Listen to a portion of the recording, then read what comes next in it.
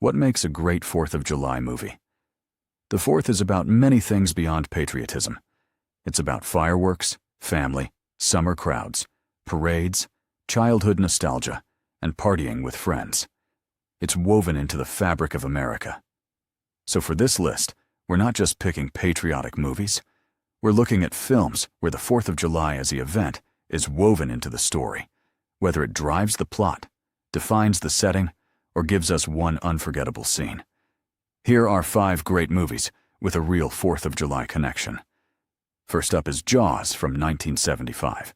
Jaws may be the greatest 4th of July movie ever made because the holiday weekend is central to the entire conflict. The story is simple and brilliant. A massive great white shark starts attacking swimmers off the coast of Amity Island, and Police Chief Martin Brody wants to close the beaches. But Amity is a summer tourist town, and the 4th of July weekend is the most important money-making weekend of the year.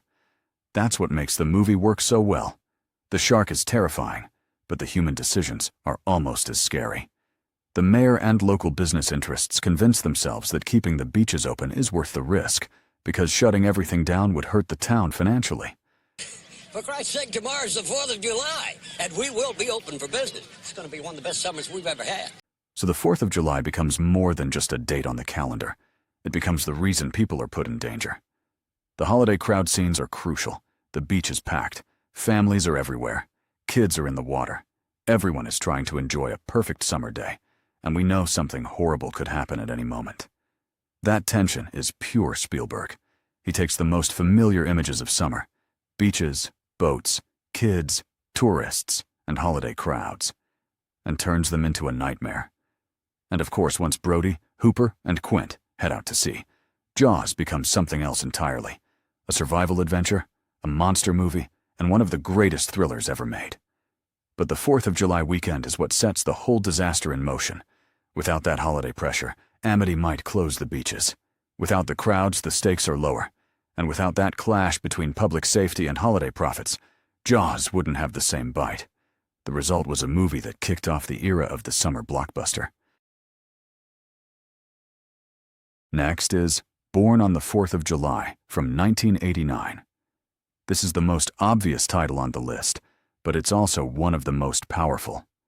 Oliver Stone's film tells the story of Ron Kovich, played by Tom Cruise, a patriotic young man who grows up believing deeply in America, service, and sacrifice. He enlists in the Marines, goes to Vietnam, is paralyzed in combat, and comes home to a country that has changed, and to a government and culture that are not prepared to face what the war has done to him. The 4th of July connection is right there in the title. Ron Kovich was literally born on Independence Day. But the movie uses that fact in a complicated and ironic way. This is not a simple flag-waving story. It's about the painful gap between American ideals and American reality.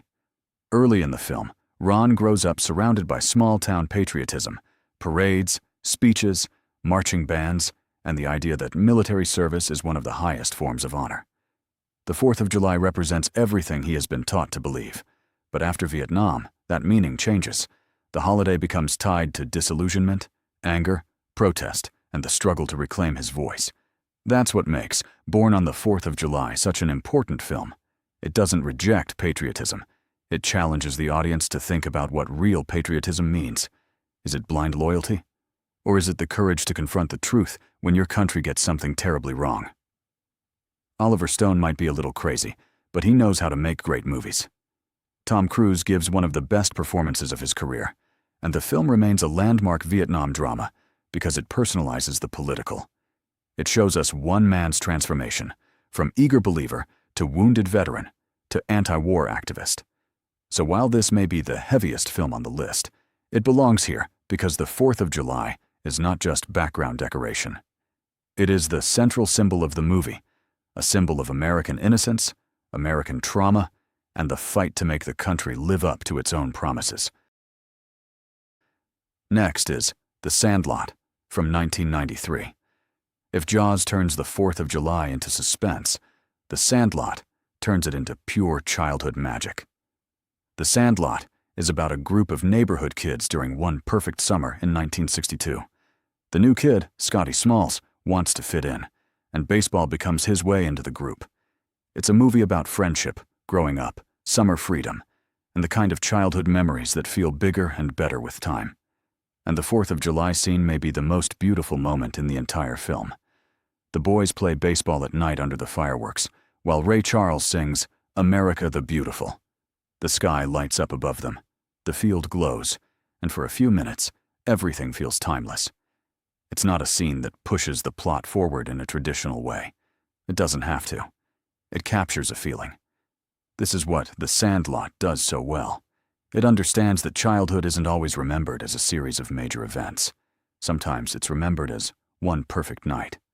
One group of friends, one game under the lights, one summer that felt like it would last forever. The 4th of July scene also connects baseball to the holiday in a way that feels natural instead of forced. You have kids, summer, fireworks, a dusty ball field, and a classic American song. It could have been sentimental or cheesy, but the movie earns it because the characters feel real and the nostalgia feels sincere. That's why The Sandlot is such a great 4th of July movie. It's not about speeches or politics. It's about the emotional version of America that exists in memory. Backyard games, neighborhood legends, and the friends you never forget. Then we have Independence Day from 1996. This one is the biggest, loudest, most obvious popcorn movie on the list, and that's exactly why it works. Independence Day is about an alien invasion that threatens the entire planet, with massive ships appearing over major cities and humanity forced to fight back.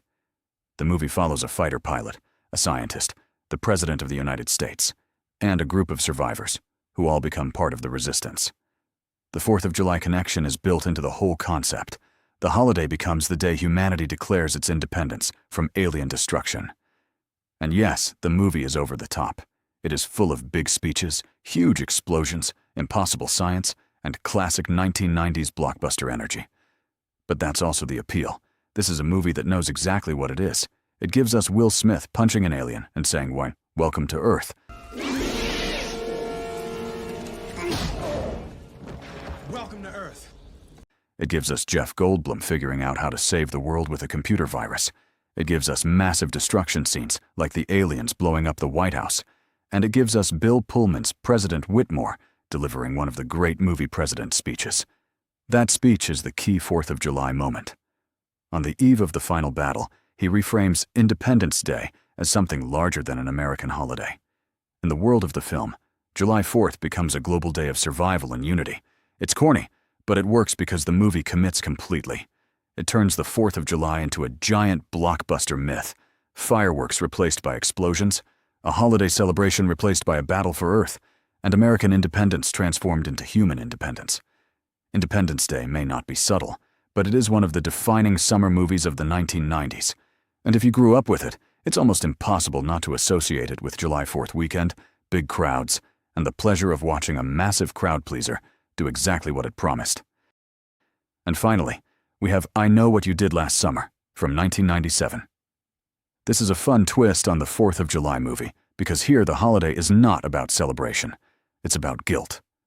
The story begins with a group of friends celebrating after a beauty pageant and 4th of July festivities in a small coastal town. On their way home, they accidentally hit a man with their car.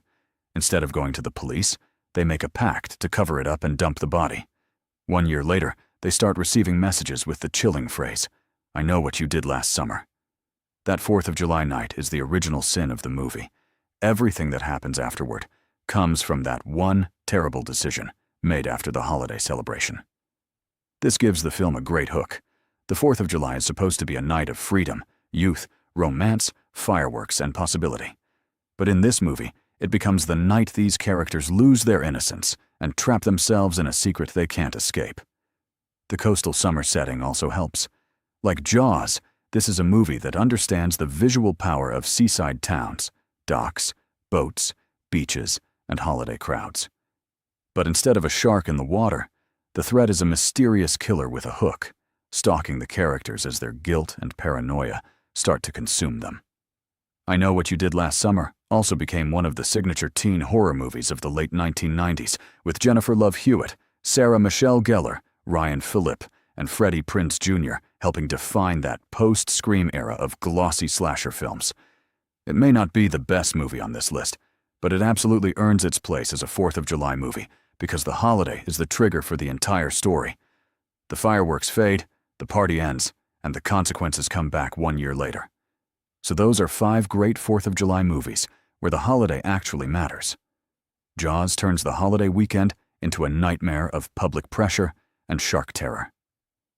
Born on the 4th of July uses the date as a powerful symbol of American idealism and disillusionment.